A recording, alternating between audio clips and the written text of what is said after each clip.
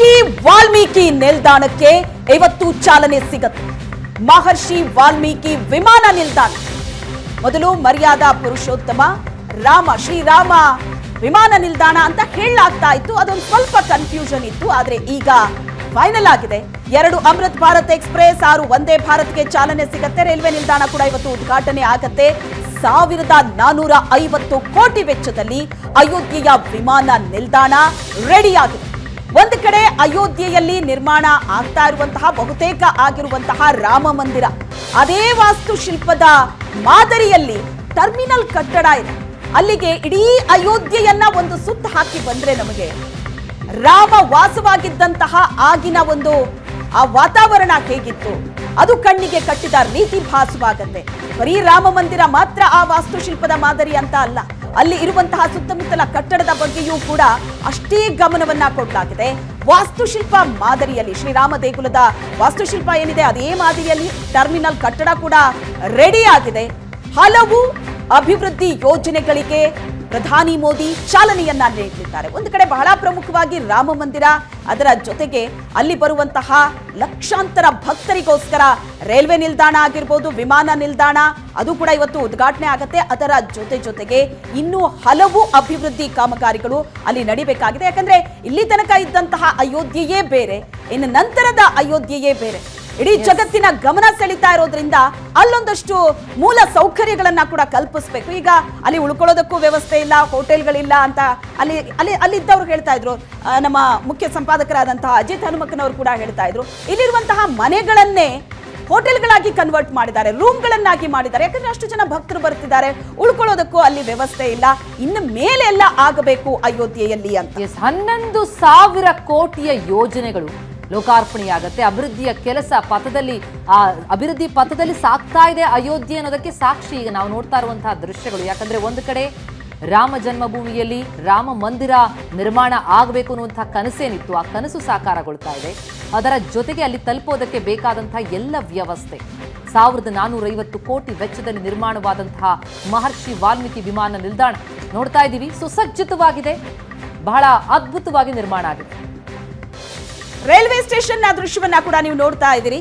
ಈಗ ಅಭಿವೃದ್ಧಿ ಪಡಿಸಲಾಗಿರುವಂತಹ ಹೈಟೆಕ್ ಆಗಿರುವಂತಹ ರೈಲ್ವೆ ನಿಲ್ದಾಣ, ಮತ್ತೊಂದು ಕಡೆ ವಿಮಾನ ನಿಲ್ದಾಣ, ಎರಡೂ ಕೂಡ ಬಹಳ ಅದ್ಭುತವಾದಂತಹ ಕಟ್ಟಡ ಆಗಿದೆ. ಒಂದು ಕಡೆ ರಾಮ ಮಂದಿರ ಸಿದ್ಧವಾಗ್ತಾ ಇದೆ, ಪೂರ್ತಿ ರೆಡಿಯಾಗಿ ನಿಂತಿದೆ ಅಂತ ಹೇಳೋದಕ್ಕಾಗೋದಿಲ್ಲ. ಯಾಕಂದ್ರೆ ಅಯೋಧ್ಯೆಯ ಯಾವ ಮೂಲೆಯಲ್ಲಿ ಹೋದ್ರೂ ಕೂಡ ಅಲ್ಲೊಂದು ಕಾಮಗಾರಿ ನಡೀತಾ ಇದೆ. ಒಂದು ಕಡೆ ರಾಮ ಮಂದಿರದ ಕಾಮಗಾರಿ ಬಹಳ ಬಿರುಸಾಗಿ ನಡೀತಾ ಇದ್ರೆ, ಮತ್ತೊಂದು ಕಡೆ ಅದಕ್ಕೆ ಪೂರಕವಾದಂತಹ ಒಂದಷ್ಟು ವ್ಯವಸ್ಥೆಯನ್ನ ಕಲ್ಪಿಸಬೇಕು. ಯಾಕಂದ್ರೆ ಬೇರೆ ಬೇರೆ ರಾಜ್ಯದಿಂದ, ಊರುಗಳಿಂದ, ದೇಶ ವಿದೇಶಗಳಿಂದ ಬರುವಂತಹ ಭಕ್ತರಿಗೆ ಅನುವು ಮಾಡಿಕೊಡೋ ನಿಟ್ಟಿನಲ್ಲಿ ಒಂದು ಕನೆಕ್ಟಿವಿಟಿ, ಟ್ರಾನ್ಸ್ಪೋರ್ಟೇಷನ್, ಇದರ ಬಗ್ಗೆ ಮೊದಲ ಗಮನ ಕೊಡಲಾಗಿದೆ. ಅದಾದ ನಂತರ ಅಲ್ಲಿ ಬೇಕಾಗುವಂತಹ ಮೂಲ ಸೌಕರ್ಯಗಳ ಕಡೆಯೂ ಕೂಡ ಹೆಚ್ಚಿನ ಗಮನವನ್ನ ಕೊಡಲಾಗ್ತಾ ಇದೆ. ಬಹುಕೋಟಿ ಯೋಜನೆಗಳಿಗೆ ಪ್ರಧಾನಿ ಮೋದಿ ಚಾಲನೆಯನ್ನ ನೀಡ್ತಾ ಇದ್ದಾರೆ. ಅದರ ಜೊತೆಗೆ ಮುಂದಿನ ದಿನಗಳಲ್ಲೂ ಕೂಡ ಬಹಳಷ್ಟು ಅಲ್ಲಿ ಅಭಿವೃದ್ಧಿ ಕಾಮಗಾರಿಗಳು ಆಗಬೇಕಾಗಿದೆ. ಅದರ ಬಗ್ಗೆಯೂ ಕೂಡ ಬಹಳ ದೊಡ್ಡ ಪ್ಲಾನ್ ರೆಡಿ ಆಗಿದೆ. 1450 ಕೋಟಿ ವೆಚ್ಚದ ಅಯೋಧ್ಯೆಯ ವಿಮಾನ ನಿಲ್ದಾಣ ಇವತ್ತು ಉದ್ಘಾಟನೆ ಆಗುತ್ತೆ. ಪ್ರಧಾನಿ ಮೋದಿ ಉದ್ಘಾಟನೆಯನ್ನ ನೆರವೇರಿಸ್ತಾರೆ. ಅದಾದ ನಂತರ ರೈಲ್ವೆ ನಿಲ್ದಾಣ ಉದ್ಘಾಟನೆ ಆಗುತ್ತೆ. ರೈಲ್ವೆ ನಿಲ್ದಾಣ ಮತ್ತು ವಿಮಾನ ನಿಲ್ದಾಣದ ನಡುವಿನ ಡಿಸ್ಟೆನ್ಸ್ ಏನಿದೆ 15 ಕಿಲೋಮೀಟರ್. ಪ್ರಧಾನಿ ಮೋದಿ ರೋಡ್ ಶೋ ನಡೆಸ್ತಾರೆ. ಆ ರಾಮಪಥದ ಮಾರ್ಗ ಇದೆಯಲ್ಲ, ಅದು ಭರ್ಜರಿಯಾಗಿ ರೆಡಿ ಆಗಿದೆ ಪ್ರಧಾನಿಯನ್ನ ಸ್ವಾಗತಿಸೋದಕ್ಕೆ. ಅಯೋಧ್ಯೆಯ ಚಿತ್ರಣ ಏನಿದೆ ಅದು ಇಡೀ ಜಗತ್ತಿನ ಕಣ್ಮನ ಸೆಳೀತಾ ಇದೆ. ಅಲ್ಲಿ ರೂಪುಗೊಳ್ತಾ ಇರುವಂತಹ ರಾಮ ಮಂದಿರ ಹಲವು ವಿಶೇಷತೆಗಳಿಂದ ಕೂಡಿದೆ. ಅದರ ಜೊತೆಗೆ ಸುತ್ತಮುತ್ತಲಿನ ಸೌಕರ್ಯ. ಹಾಗೇನೆ ನಾವು ಗಮನಿಸ್ತಾ ಹೋದ್ರೆ ಶ್ವೇತಾ, ನಾವು ಹಿಂದೂ ಧರ್ಮೀಯರ ಪವಿತ್ರ ಗ್ರಂಥವಾಗಿರುವಂತಹ ರಾಮಾಯಣದಲ್ಲೂ ಕೂಡ ಉಲ್ಲೇಖ ಏನಾಗಿದೆ, ಪುಷ್ಪಕ ವಿಮಾನ, ಮೊದಲ ವಿಮಾನ ಅಂತಲೇ ಕರೆಸ್ಕೊಳ್ಳುವಂತಹ ಪುಷ್ಪಕ ವಿಮಾನ ಏನಿದೆ, ಆ ಪುಷ್ಪಕ ವಿಮಾನ ಏನು ರಾವಣನ ಬಳಿ ಇರುತ್ತೆ, ನಂತರ ರಾವಣನನ್ನ ಸೋಲಿಸಿ ಹತ್ಯೆ ಮಾಡಿದ ಮೇಲೆ ರಾಮ ಅದರಿಂದ ಮೂಲಕವೇ ಪುಷ್ಪಕ ವಿಮಾನದಲ್ಲೇ ಅಯೋಧ್ಯೆಗೆ ತಲುಪಿದ್ದ ಅನ್ನುವಂತಹ ಒಂದು ಪ್ರತೀತಿ ಇರುವಂಥದ್ದು. ಅಂತಹ ಅಯೋಧ್ಯೆಯಲ್ಲಿ ಈಗ ಸುಸಜ್ಜಿತವಾಗಿ ನಿರ್ಮಾಣಗೊಂಡಂತಹ ಈ ಹೊಸ ವಿಮಾನ ನಿಲ್ದಾಣ ಏನಿದೆ ಅದು ಕೂಡ ರಾಮನ ಮಂದಿರದ ಶಿಲ್ಪ, ಯಾವ ರೀತಿಯಲ್ಲಿ ಶಿಲ್ಪಕಲೆಯಲ್ಲಿ ವಾಸ್ತುಶಿಲ್ಪವನ್ನ ಅಲ್ಲಿ ಪ್ರಯೋಗಿಸಲಾಗಿದೆಯೋ ಅದೇ ವಾಸ್ತುಶಿಲ್ಪದ ಮಾದರಿಯಲ್ಲಿ ಈ ಉತ್ತಮವಾದ ಸುಸಜ್ಜಿತ ಏರ್ಪೋರ್ಟ್ ಈಗ ನಿರ್ಮಾಣ ಆಗಿರುವಂಥದ್ದು. 1450 ಕೋಟಿ ವೆಚ್ಚದ ಅಯೋಧ್ಯ ವಿಮಾನ ನಿಲ್ದಾಣ ಮಹರ್ಷಿ ವಾಲ್ಮೀಕಿ ವಿಮಾನ ನಿಲ್ದಾಣ ಅಂತ ಹೆಸರನ್ನಿಡಲಾಗಿದೆ. ಇವತ್ತು ಲೋಕಾರ್ಪಣೆಯಾಗತ್ತೆ. ಜೊತೆಗೆ 2180 ಕೋಟಿ ವೆಚ್ಚದ ಗ್ರೀನ್ಫೀಲ್ಡ್ ಕಾಮಗಾರಿಗಳ ಯೋಜನೆಗಳು, ಅಂದ್ರೆ ಇಡೀ ಅಯೋಧ್ಯೆಯ ರೂಪುರೇಷೆಯನ್ನೇ ಬದಲಾಯಿಸಲಾಗ್ತಾ ಇದೆ. ಇದೆಲ್ಲದಕ್ಕೂ ಕೂಡ ಪ್ರಧಾನಿ ಸಾಕ್ಷಿಯಾಗ್ತಾ ಇದ್ದಾರೆ. ಅಯೋಧ್ಯೆ ಏರ್ಪೋರ್ಟ್ಗೆ ಬೆಳಗ್ಗೆ 11:15 ಅವರು ಆಗಮಿಸ್ತಾರೆ. ಪ್ರಧಾನಿ ಆಗಮನದ ಬಳಿಕ ಅಲ್ಲಿ ಏರ್ಪೋರ್ಟ್ ಉದ್ಘಾಟನೆಯಾಗತ್ತೆ. 1450 ಕೋಟಿ ವೆಚ್ಚದಲ್ಲಿ ನಿರ್ಮಾಣವಾದಂತಹ ಅಯೋಧ್ಯೆ ಏರ್ಪೋರ್ಟ್, ಮಹರ್ಷಿ ವಾಲ್ಮೀಕಿ ವಿಮಾನ ನಿಲ್ದಾಣ ಏನಿದೆ, ವಿಮಾನ ನಿಲ್ದಾಣವನ್ನ 11:20 ಉದ್ಘಾಟನೆ ಮಾಡಲಾಗುತ್ತೆ. ನಂತರ ಅಲ್ಲಿಂದ 15 ಕಿಲೋಮೀಟರ್ ರೋಡ್ ಶೋನಲ್ಲಿ ಸಾಕ್ತಾರೆ ಪ್ರಧಾನಿ. 11:25 ಆ ರೋಡ್ ಶೋ ಆರಂಭ ಆಗುತ್ತೆ. 12:15 ಕೂಡ ಅದು ಸಾಗುತ್ತೆ ಅಯೋಧ್ಯೆ ರೈಲ್ವೆ ನಿಲ್ದಾಣದವರೆಗೂ ಕೂಡ. ನಂತರ ರೈಲ್ವೆ ನಿಲ್ದಾಣ ಉದ್ಘಾಟನೆಯಾಗಲಿದೆ. ಆ ಬಳಿಕ ಇನ್ನೂ ಬಹಳಷ್ಟು ಉತ್ತಮ ಕಾಮಗಾರಿಗಳೇನಾಗಿವೆ ಅದೆಲ್ಲದರ ಕೂಡ ಲೋಕಾರ್ಪಣೆಯಾಗತ್ತೆ. ಜೊತೆಗೆ ಅಮೃತ್ ಭಾರತ ರೈಲು, 6 ವಂದೇ ಭಾರತ ರೈಲಿಗೆ ಚಾಲನೆ ಸಿಗುತ್ತೆ. ನಂತರ ಮಧ್ಯಾಹ್ನ 1 ಗಂಟೆಗೆ ಸಾರ್ವಜನಿಕ ಕಾರ್ಯಕ್ರಮದಲ್ಲಿ ಪ್ರಧಾನಿ ಭಾಗಿಯಾಗ್ತಾರೆ. ಆ ಬಳಿಕ 1:30 ಯುಪಿ ಅಭಿವೃದ್ಧಿಗೆ 15,700 ಕೋಟಿ ವೆಚ್ಚದ ಯೋಜನೆ ಏನಿದೆ ಅದು ಉದ್ಘಾಟನೆಯಾಗಲಿದೆ. ಜೊತೆಗೆ ಕಾಮಗಾರಿಗಳ ಶಂಕುಸ್ಥಾಪನೆಯಾಗತ್ತೆ. 29 ಅಭಿವೃದ್ಧಿ ಯೋಜನೆಗಳಿಗೆ ಶಂಕುಸ್ಥಾಪನೆಯನ್ನ ನೆರವೇರಿಸಲಿದ್ದಾರೆ ಪ್ರಧಾನಿ.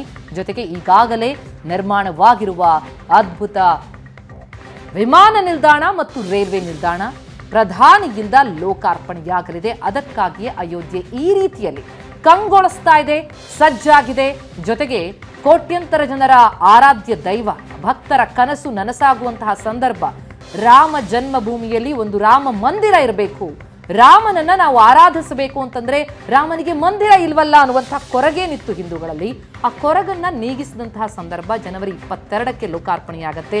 ಅದಕ್ಕೂ ಮುನ್ನ ಸಜ್ಜಾಗಿರುವ ಅಯೋಧ್ಯೆಯ ಅದ್ಭುತ ದೃಶ್ಯಗಳನ್ನು ನಾವೀಗ ನೋಡ್ತಾ ಇದ್ದೀವಿ. ನೀವು ಪೋಷಕರಾಗಲು ಕಾಯುತ್ತಿದ್ದೀರಾ? ಚಿಂತಿಸದಿರಿ. ಓಯಾಸಿಸ್ ಫರ್ಟಿಲಿಟಿ 90,000 ದಂಪತಿಗಳ ಜೀವನದಲ್ಲಿ ಸಂತೋಷವನ್ನು ತಂದಿದೆ. 7825893601ಗೆ ಕರೆ ಮಾಡಿ. ಅತ್ಯದ್ಭುತ ರಿಯಾಯಿತಿ ಪಡೆಯಿರಿ ಹಾಗೂ ಎಲ್ಲರಿಗೂ ಗುಡ್ ನ್ಯೂಸ್ ಕೊಡಿ.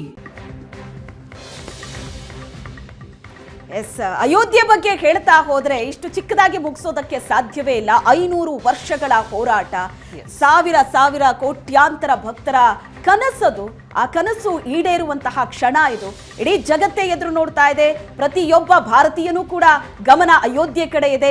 ಏನಾಗ್ತಾ ಇದೆ, ಯಾವ ರೀತಿ ತಯಾರಿ ನಡೀತಾ ಇದೆ, ಯಾವಾಗ ನಾನು ಅಯೋಧ್ಯೆಯ ರಾಮ ಮಂದಿರವನ್ನ ಕಣ್ತುಂಬಿಸ್ಕೋತೀನಿ ಅಂತ. ಯಾಕಂದ್ರೆ ಕೋಟ್ಯಂತರ ಜನ ಅತ್ತ ಸಾಕ್ತಾರೆ ಅಂದ್ರೆ, ಅಯೋಧ್ಯೆಯಲ್ಲಿ ರಾಮನ ದರ್ಶನವನ್ನ ಪಡೆಯೋದಕ್ಕೆ ಸಾಕ್ತಾರೆ ಅಂತಂದ್ರೆ ಅವರಿಗೆ ವ್ಯವಸ್ಥೆ ಕೂಡ ಅದೇ ದೊಡ್ಡ ಮಟ್ಟದಲ್ಲಿ ಬೇಕಾಗುತ್ತೆ. ಹಾಗಾಗಿ ಕೇವಲ ರಾಮ ಮಂದಿರ ನಿರ್ಮಾಣ ಅಷ್ಟೇ ಅಲ್ಲ, ಆ ಮಂದಿರಕ್ಕೆ ಸಾಗುವ ಭಕ್ತರಿಗೆ ಬೇಕಾದ ಸಕಲ ವ್ಯವಸ್ಥೆ, ಅದು ಸುಸಜ್ಜಿತವಾದಂತಹ ವ್ಯವಸ್ಥೆ, ಅವೆಲ್ಲವೂ ಕೂಡ ಅಯೋಧ್ಯೆಯಲ್ಲಿ ಸಾಧ್ಯ ಆಗ್ತಾ ಇದೆ.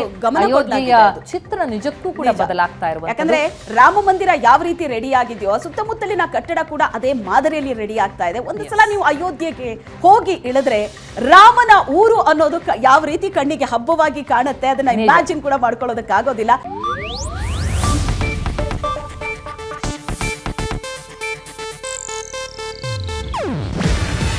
ಇದು ಏಷ್ಯಾನೆಟ್ ನ್ಯೂಸ್ ನೆಟ್ವರ್ಕ್ ಪ್ರಸ್ತುತಿ.